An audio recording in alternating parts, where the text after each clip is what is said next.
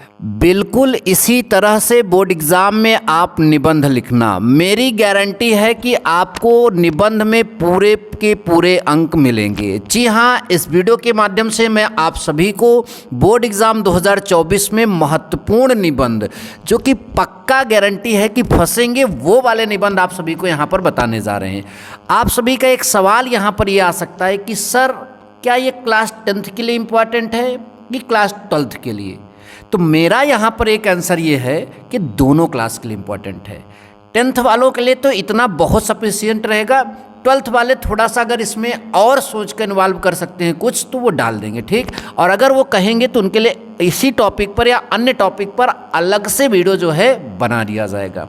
खैर, स्टार्ट करते हैं। जहाँ कुछ नहीं आएगा वहाँ दोनों के लिए ये काम ज़रूर करेगा। बहुत सरल शब्दों में है और बहुत ही आसान भाषा में आप सभी को ये निबंध मैं आपको समझाने जा रहा हूँ। तो चलिए वीडियो की शुरुआत करते हैं। वीडियो अच्छा लगेगा लाइक करना, अपने फ्रेंड्स में शेयर ज़रूर करना।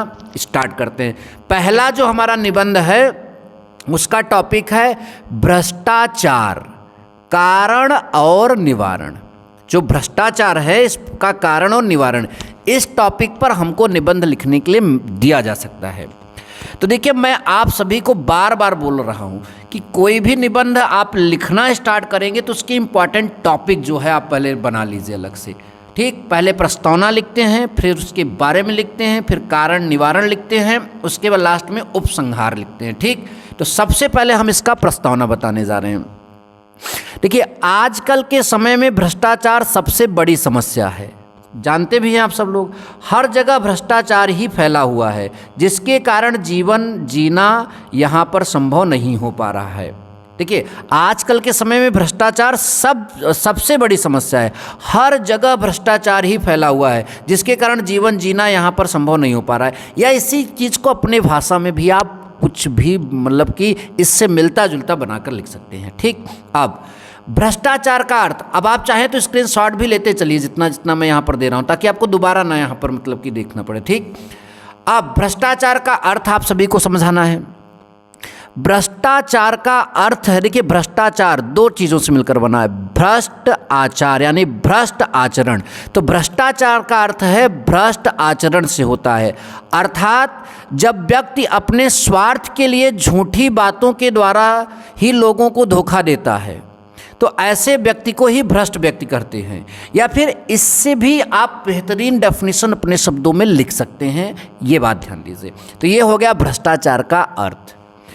अब भारत में बढ़ता भ्रष्टाचार, जो आपका भारत देश है इसमें बहुत ज़्यादा भ्रष्टाचार है, आप सबको मालूम है। तो भारत में बढ़ता भ्रष्टाचार कैसे लिखोगे? भारत में भ्रष्टाचार बहुत बढ़ चुका है। भारत के हर एक क्षेत्र में भ्रष्ट व्यक्तियों का बोलबाला है, जिससे देश के विकास में सहयोग देने वाले देश को जो है लूटने में लगे हुए हैं। देखिए, इसी बात को आप ऐसे भी लिख सकते हैं, हमारे देश में भ्रष्टाचार एक गंभीर समस्या है और यह दिन प्रतिदिन लगातार कम होने के बजाय बढ़ती जा रही है, जिससे देश की विकास तरक्की में जो है बाधा पहुंच रही है। जो देश के विकास में सहयोग देते हैं वही भ्रष्टाचार में लिप्त हैं। तो इस तरह से आप यहाँ पर जो है बनाकर लिख सकते हैं, ध्यान दीजिए, या फिर जो मैंने अभी आपको बताया वो लिख दीजिए। अब आप सब लोग भ्रष्टाचार के कारण आप मतलब कि जानना चाहेंगे कि भ्रष्टाचार के क्या कारण है। तो भ्रष्टाचार के निम्नलिखित कारण है। पहला, चुनाव प्रणाली का दोष युक्त होना। जो हमारी चुनाव प्रणाली है जिससे हम नेताओं को चुनते हैं, उसी का दोष युक्त होना सबसे बड़ा जो है कारण है भ्रष्टाचार का। दूसरा, शिक्षा का गिरता स्तर। जो शिक्षा है हमारा, उसका जो उसकी गुणवत्ता है वो काफ़ी गिर रही है, इस वजह से भी भ्रष्टाचार हो रहा है। फिर चलचित्र हैं, सिनेमा वगैरह, इससे भी भ्रष्टाचार हो रहा है। और दूरदर्शन, ये सब भ्रष्टाचार के क्या हैं? कारण है। ये बात ध्यान दीजिए। इसके अलावा भी आपके पास यहाँ पर जो है और भी चीज़ें हैं। भ्रष्ट मंत्री एवं शासक, उच्च जीवन की स्तर की लालसा, ये सारा भ्रष्टाचार का कारण है। देखिए, 10th वाले अगर इतना लिखेंगे काम हो जाएगा, लेकिन 12th वालों के लिए मैं बोलूँगा कि इनको हेडिंग बनाकर थोड़ा सा अपने शब्दों में जो है कुछ भी लिख कर ज़रूर आइए, आपको नंबर ज़रूर मिल जाएगा, ठीक। अच्छा, अब बात करते हैं भ्रष्टाचार को रोकने के उपाय। भ्रष्टाचार को रोकने के उपाय ध्यान दीजिए। तो भ्रष्टाचार को हम कितने मतलब तरीके से रोक सकते हैं? पहला, उच्च शिक्षा का प्रसार करके। यदि भ्रष्टाचार को समाप्त करना है तो हमें अपनी शिक्षा प्रणाली को उच्च करना होगा, जिससे जो है सोचने समझने की क्षमता में विस्तार हो सके। या फिर मैं आप सबको यहाँ पर लिखूँगा शिक्षा व्यवस्था को मतलब कि गुणवत्तापूर्ण शिक्षा व्यवस्था मतलब कि प्रदान करके, यानी भ्रष्टाचार खत्म करने के लिए शिक्षा प्रणाली में सुधार करना होगा और गुणवत्तापूर्ण शिक्षा जो है बच्चों को देनी होगी, जिससे भ्रष्टाचार का जो है जिसको हम दूर कर सकते हैं। दूसरा इसका उपाय होगा समाज कल्याण संस्थाओं की स्थापना। भ्रष्टाचार को रोकने के लिए समाज कल्याण की संस्थाओं पर जो है संस्थाओं पर भी क्या देना चाहिए, बल देना चाहिए। आपका तीसरा यहाँ पर आएगा प्रशासकीय सुधार। जो प्रशासन के कार्य हैं, प्रशासकीय कार्य बोले जाते हैं, उसमें सुधार। यदि भ्रष्टाचार को समाप्त करना है तो हमें प्रशासकीय सुधार करना आवश्यक है, क्योंकि लोग रिश्वत लेते हैं और जो लोग रिश्वत लेते हैं उन्हें तुरंत नौकरी से निकाल देना चाहिए।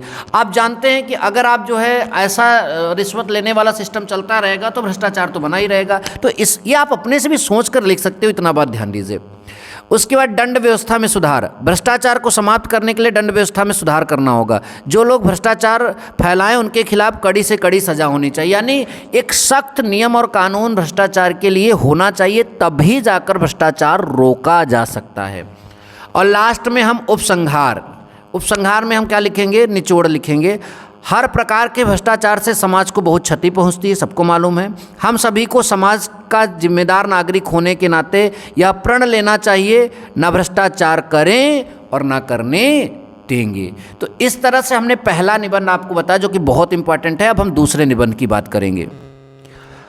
बोर्ड परीक्षाओं में जनसंख्या वृद्धि भी एक इम्पॉर्टेंट टॉपिक है निबंध लेखन के लिए। जी हाँ, तो हम यहाँ पहले प्रस्तावना स्टार्ट करेंगे, जनसंख्या वृद्धि का प्रस्तावना स्टार्ट करेंगे। मैं बार बार बोल रहा हूँ कि जो आपके सामने स्क्रीन पर दिख जाए पहले उसका स्क्रीनशॉट ले लिया करो, तब पढ़ा करो, ठीक। अच्छा, प्रस्तावना में आप क्या लिखेंगे, जनसंख्या किसी शहर या देश में रहने वाले लोगों की संख्या को दर्शाने के लिए आमतौर पर इस्तेमाल किए जाने वाला शब्द है। यानी जनसंख्या, जन माने लोग, संख्या माने उनकी संख्या। कहाँ रहते हैं, शहर या देश में किसी भी कोने में, मतलब कि देश में या शहर में रहने वाले लोगों की संख्या दर्शाने के लिए जो शब्द इस्तेमाल किया जाता है उसे जनसंख्या कहते हैं। अच्छा, आज हमारे देश में दिन प्रतिदिन जनसंख्या बढ़ती जा रही है, जो हर साल आबादी 1 करोड़ से भी ज़्यादा बढ़ जाती है। यानी हमारे देश की आबादी हर साल 1 करोड़ से ज़्यादा हो जाती है, जो कि देश के लिए एक विकट समस्या का कारण होगा और इसके भयंकर दुष्परिणाम होंगे। ठीक, ध्यान दीजिएगा। तो ये आप अपने शब्दों में भी ऐसे बनाकर प्रस्तावना में लिख दीजिए। कम लिखेंगे या थोड़ा ज़्यादा लिखेंगे कोई मैटर नहीं करता, लेकिन लिखेंगे ज़रूर, ये बहुत मैटर करता है। फिर उसके बाद जनसंख्या वृद्धि के कारण। जनसंख्या वृद्धि के कारण जो हैं इस प्रकार हैं, बहुत कारण हैं। सबसे पहला कारण अशिक्षा होता है। किसी भी देश में जनसंख्या वृद्धि का सबसे पहला कारण अशिक्षा होता है। भारत में आज भी अशिक्षा व्याप्त है। आज भी ऐसे कई इलाके हैं जहां पर शिक्षा की बहुत कमी है। उस जगह के नागरिकों को जनसंख्या वृद्धि के विषय में जागरूक करना अति आवश्यक है, क्योंकि बढ़ती जनसंख्या हमें संकट में डाल सकती है। तो भारत में बहुत सारे इलाके ऐसे हैं जहां पर आज भी शिक्षा व्यवस्था बिल्कुल बेकार है, अर्थात वहां पर अशिक्षा व्याप्त है। और ऐसे अशिक्षित लोग जो हैं उनको जनसंख्या वृद्धि से होने वाले नुकसान का कोई पता ही नहीं होता, इसलिए वह जो है इस वृद्धि में एक बहुत बड़ी भूमिका निभाते हैं। तो अशिक्षा भी जनसंख्या वृद्धि का एक बहुत बड़ा कारण होगा। ठीक, उसके बाद जन्म दर। देखिए, लगातार जनसंख्या बढ़ने का मुख्य कारण जन्म दर में लगातार बढ़ोतरी होना, और जनसंख्या बढ़ने के साथ साथ मानव जन्म दर में भी बढ़ोतरी हो रही है और आबादी बढ़ रही है। यानी मृत्यु दर कम हो रहा है और जन्म दर जो है बढ़ रहा है। तो जन्म दर जो है, बर्थ रेट अगर बढ़ रही है तो यह भी जो है जनसंख्या वृद्धि का एक प्रमुख कारण होगा। ठीक, जितने ज़्यादा लोग जन्म लेंगे भाई उतनी ही ज़्यादा जनसंख्या होगी, तो जन्म दर बढ़ेगा तो जनसंख्या बढ़ेगी। अपने शब्दों में लिख सकते हो आप, पॉइंट डालिए, शब्दों में लिखते जाइए। ठीक, अच्छा, कोई दिक्कत नहीं, आगे चलते हैं। जागरूकता की कमी। आप सबको मालूम है कि जनसंख्या वृद्धि का एक प्रमुख कारण जागरूकता भी होगी। तो जनसंख्या वृद्धि के कारण मानव जीवन पर क्या क्या दुष्प्रभाव पड़ सकते हैं, लोगों में इस बात की जागरूकता नहीं है, और यही वजह है कि जनसंख्या वृद्धि होती है, जिसकी वजह से लोग अधिक संतानें पैदा करते हैं और जनसंख्या वृद्धि के कारण बनते हैं। ये आप सबको मालूम है। वंश वृद्धि, वंश वृद्धि मतलब आज भी लोगों को अपना वंश बढ़ाने के लिए लड़का ही चाहिए होता है, और यह छोटी रूढ़वादी सोच आज भी नहीं बदली है, जिसकी वजह से बेटा की चाहत में कई संतान उत्पन्न कर देते हैं। तो वंश वृद्धि भी जनसंख्या वृद्धि का एक प्रमुख कारण है। फिर मृत्यु दर में कमी, स्वास्थ्य सेवाओं का विकास भारत में तेज़ी से हुआ है। सरकारी स्वास्थ्य सेवाओं के द्वारा फ्री में स्वास्थ्य सेवाएं मिल रही हैं, जिसके चलते मृत्यु दर में कमी आ गई है।